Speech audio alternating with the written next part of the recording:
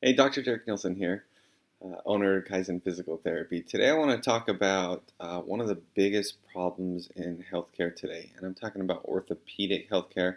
So whether it's torn meniscus, torn labrum, herniated disc, arthritis, degenerative disc disease, anything that really has to do with damage, even hip impingement, shoulder impingement, anything that you can visually see on an X-ray or an MRI. That's what I want to talk about today. Is one of the biggest problems in our healthcare system today, as far as orthopedics goes, is that we want to assume damage leads to pain, or something mechanical um, leads to pain. So something you can see leads to pain. And the truth and fact is that that's not true. Studies have shown us this time and time again, and if you've watched some of my stuff, you know I have shown you the literature that really shows that damage doesn't lead to pain in the far majority of people, because the same people that have damage on an X-ray and MRI have pain, and the same people that have damage on an X-ray and MRI have been shown to not have pain as those that do have damage. So where's the difference? That's the question, because it's not the damage that's the difference, not typically. Now I'm not talking about like a fracture, a bone fracture, or an acute injury where you got hit, something like that. But when what the most the thing I'm talking about is when pain's been going on for quite some time and you can't necessarily point to a specific incident when it started, and then there's some sort of damage on an X-ray or MRI, and the truth is that that's not a lot of times the cause of pain. Now, that's one of the biggest problems in our healthcare system today, as far as orthopedics goes, is we want to assume damage leads to pain. The other thing is, what does a true solution look like? And what are a lot of these interventions doing when people go and get help, as far as massage, acupuncture? I do some dry needling, myofascial release, cupping is another one. Um, another one is manipulating the spine. So if you go to a chiropractor and they adjust your spine, uh, that's another one. What are all these interventions have in common? What are they doing? Well, they're changing the nervous system. Okay, so they're changing the perception of the nervous system. Now, we have found that pain can be connected to fear. It can be connected to your thought processes. So what that's doing is that is affecting the nervous system. When you have fear, that's a nervous system output.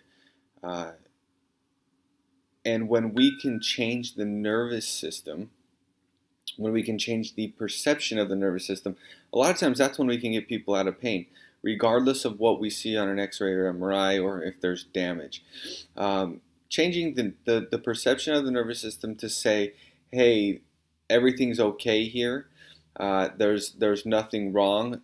Whether that activity is squatting, that activity is walking, lifting weights overhead, just even simply moving your neck. Whatever hurt, if we can change the perception of the nervous system to say, hey, this is okay, um, then we're going to get you, we have a great chance of getting you a long-term solution and out of pain.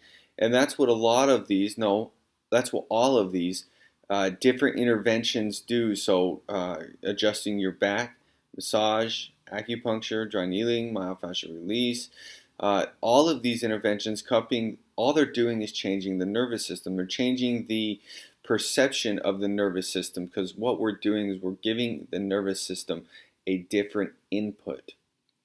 Okay, so when someone places their hands on you and does a massage, or for me, the myofascial release, when I place my hands on you, I'm changing the input.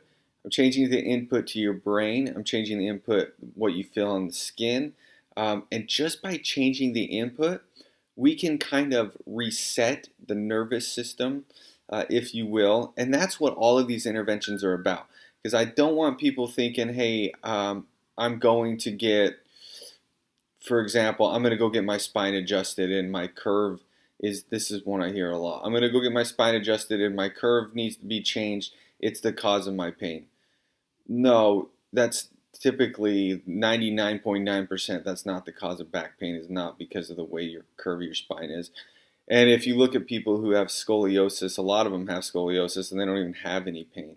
So it's not necessarily about the curve of your spine. Again, that's mechanical. That's very, very mechanical oriented. And if all we do is look at mechanics, um, let me back up. If all we do is look at an image and we find something that looks funky, some damage, or your spine's curved. This is another one I hear. Your neck is curved the wrong way. It doesn't have the same curve that it needs. That's a very limited way of thinking, and to be quite honest with you, it's totally wrong way of thinking, unless you had an acute injury that you can point to when the pain started. So this rant went on. But it really comes down to the biggest problem in healthcare, orthopedics healthcare today, is we want to assume that because we see some sort of damage, that you have pain.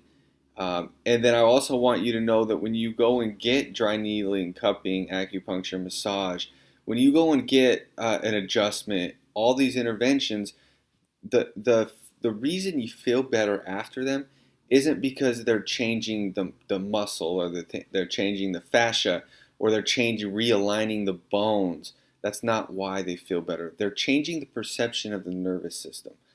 We're giving it a different input, which can help to somewhat reset it.